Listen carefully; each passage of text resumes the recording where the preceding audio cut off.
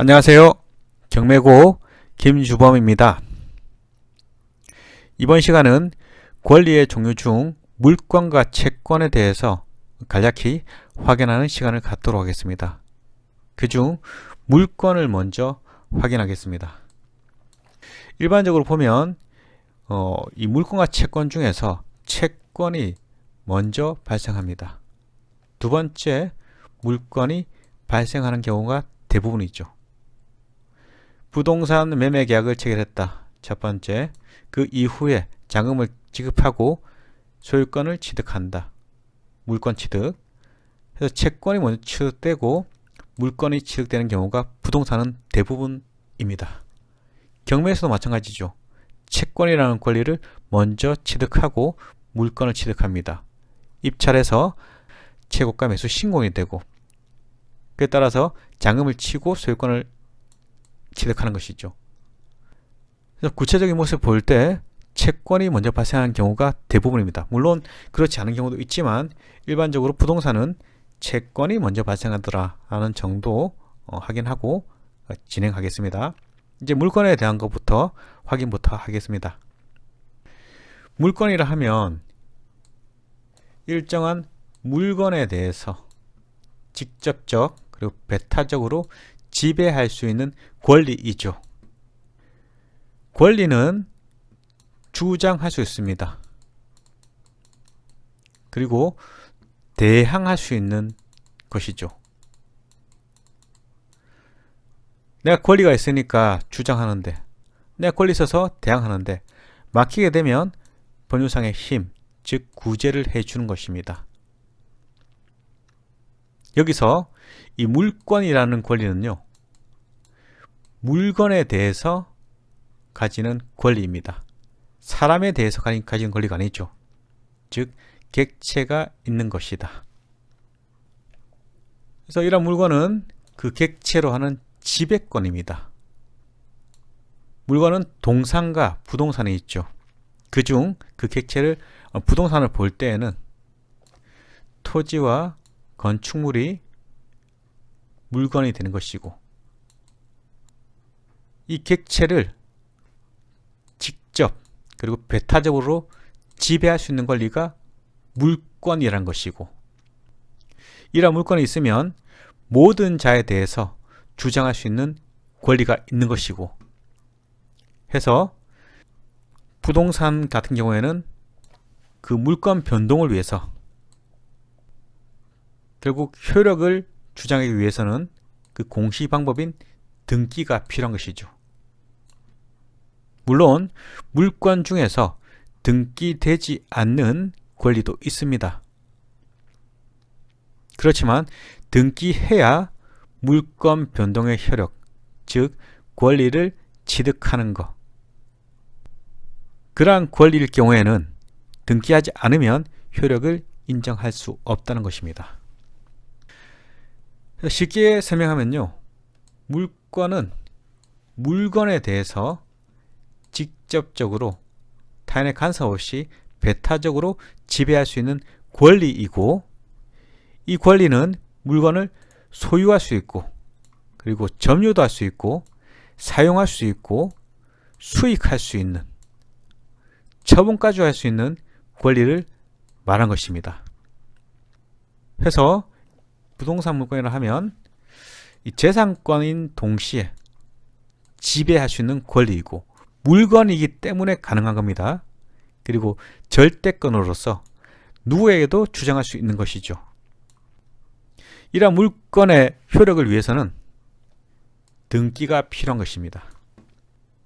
물론 등기 없이 효력을 인정할 수 있는 경우도 있지만 법률 행위, 즉 계약을 했다면 또는 단독 행위를 했다면 합동 행위를 했다면 등기를 해야 그 효력을 인정하게 되는 것입니다.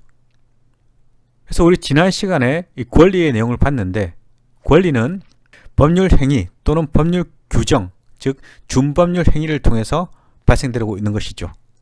우리가 법률 행위를 했다면 등기 없이는 그 효력을 인정받지 못합니다. 그리고 이러한 우리 민법 규정에서 보시는 이런 물권의 내용을 보시면요, 이 물권은 법률 또는 관습법에 의하는 외에는 임의로 창설하지 못한다고 하는 것이죠. 여기서 말한 물권은 법률, 국회에서 입법이 된 그러한 법률만을 말한 것이고, 그리고 관습법에서도 가능한 것이죠.